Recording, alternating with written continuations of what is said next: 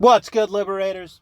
Fungus here, and this is Dx2 Demon Review, continuing the Halloween Spookathon with a semi-bone boy fungi man. I don't know, he kind of looks like a skeleton though. He's got the whole Halloween vibe going. So by special request, the Reaper, Chernobog, the god of night, evil, and death, whose name means black god in Slavic lore. He is often depicted as the one who will destroy the world, and is thought of more as a demon than a god. Who can tell the difference? This is 2021. The curse, "May the black god kill you," is still used to this day. Though I think that is a bit of a botched translation error. I think it's "May the black god take you." But hey, the meaning remains the same. When you're mad, you just want people to die. As for the stats, he's got a good strength stat there, 193, which I opted to ignore because I did, in fact, run him back in the day when he first came out with his partner, Nurgle. He came out much like Hellbiker and Zalgongan came out as a pair and were meant to be used together. Chernobog and Nurgle came out at the same time and have great synergy together. And I love when Sega does that. You know, like with the Moiray sisters, with the angels. I love when they come out with demons that are meant to be run together to just give all kinds of variety and mix things up. I love it. Love to see it. Hope to see more of it. His magic stat, garbage. Vitality, garbage. Agility, 144 baseline, but you can pump that up to 164, which is still oof.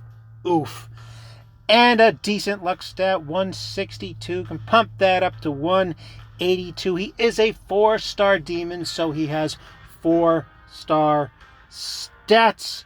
And let's check out the skills, which will better explain why I have this stat spread the way I do. Weak to light, nulls dark, moving on.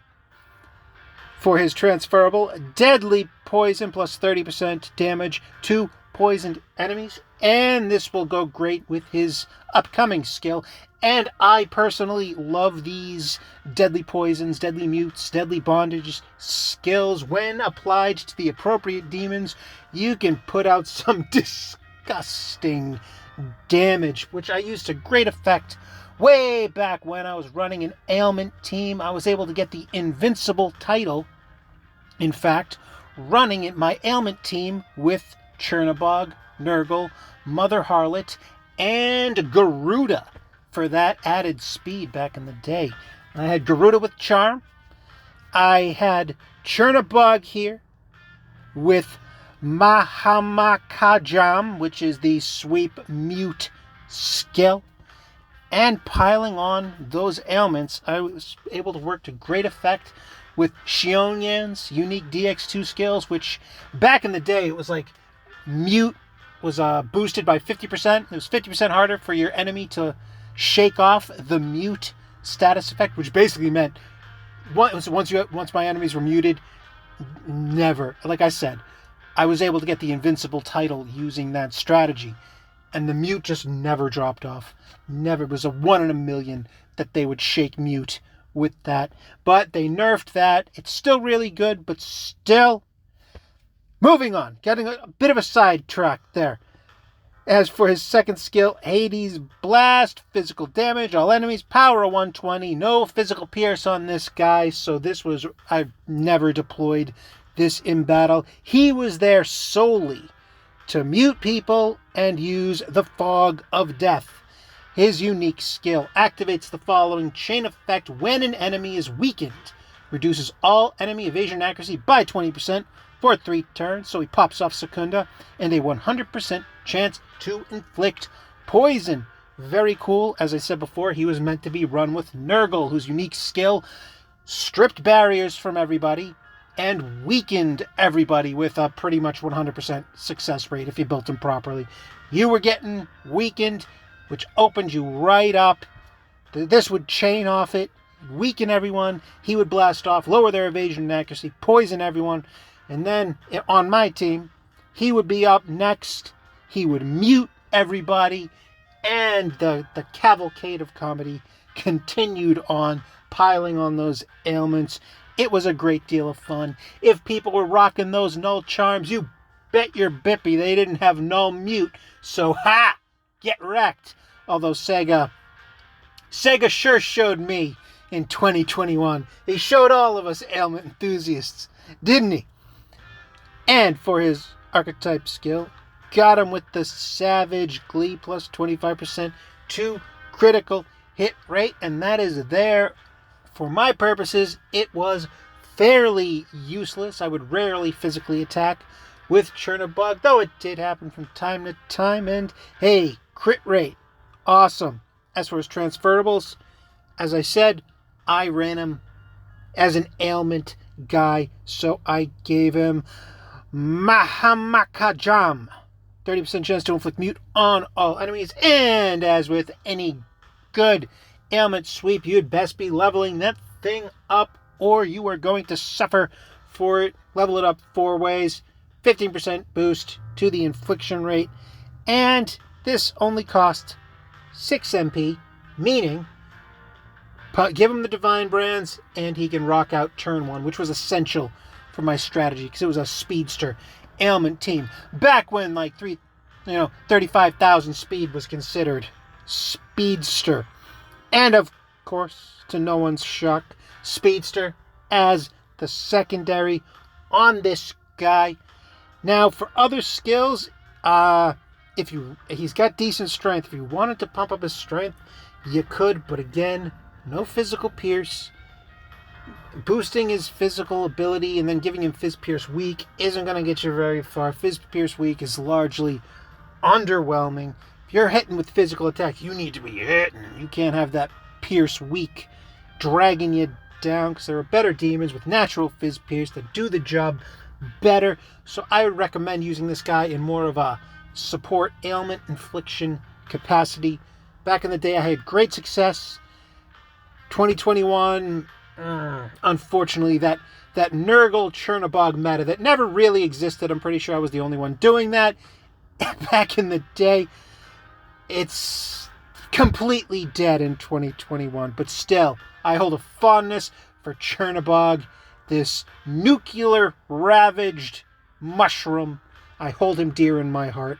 As for brands, when I ran him, Divine Brands were a absolute necessity. He needed 6 MP for a turn 1 mute. Strategy didn't work without it. Had to be done no matter what. This was before Undead Alice, so it was a non-stop romp that way. And of course, the secondary speed brands for the speedster team, to no one's shock and awe there. As for the panels, things I wish I had when running him. When Chernobog got panels, I had already retired that specific team because the meta just didn't allow for a good random success rate with it anymore. But these are things I certainly wish I had at the time. Panel 1, plus 5% to physical hit rate. Never used it for Fizz, and plus 5% black. Thanks for that. Panel 2, though, plus 10% to inflict status ailments. Booyah. This would have been fantastic for me had it existed when this was relevant to me personally and to literally no one else. Panel 3, and the one that I would have murdered for back then, activates the following chain effect after Fog of Death is activated. 15% chance to inflict bind on all enemies. This would have been absolutely insane for me. It would have allowed me to have a full charm, mute, bind, poison too, but the big 3, charm, mute, bind, on my ailment team would have been awesome, could have been awesome. And since I was running Nurgle, who weakens everyone, all I had to do was dump all the ailment infliction onto Nurgle to guarantee the weakness goes off, and Chernobog could just focus on his HP because he didn't need ailment infliction in order to function, because the weakness just took care of that. It's guaranteed if the enemy's weakened.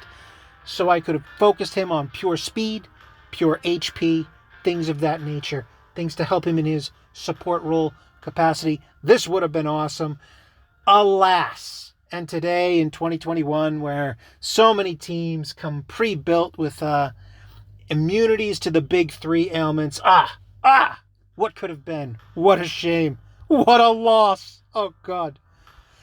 And before we wrap up this little nostalgia trip, let's check out what his other archetype skills are. I don't remember them being too impressive, so here we go.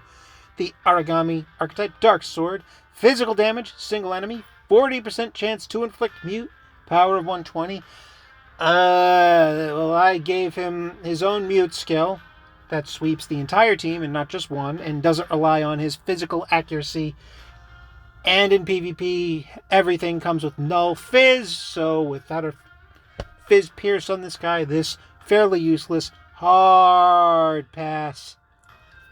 The Protector archetype, Outbreak, thematically appropriate, 60% chance to inflict weak on random enemies, 3 to 4 times. The Tokyo Abyss, God tier skill, a PvP.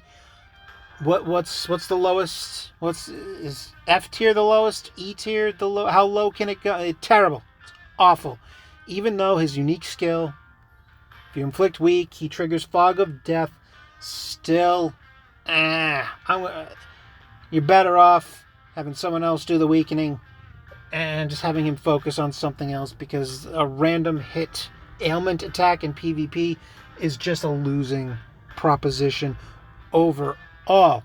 As for the Psychic archetype, Savage Glee, which we discussed, and for what might be the big winner, Null Fire.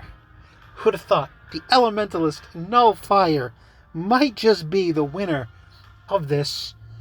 And if I thought it would tip the tide in any one of the battles I was running, I probably would have swapped him over to this. It doesn't cover up a weakness, just gives him another null. And as we all know, nulls are fairly useless, especially in 2021. But still, if you're running him as an ailment guy, as I did, and all of these other archetype skills don't really serve that function, hey, why not have a Null Fire just because? You never know, right?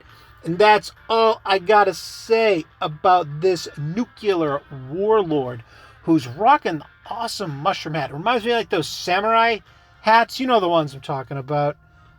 It just looks very, very cool.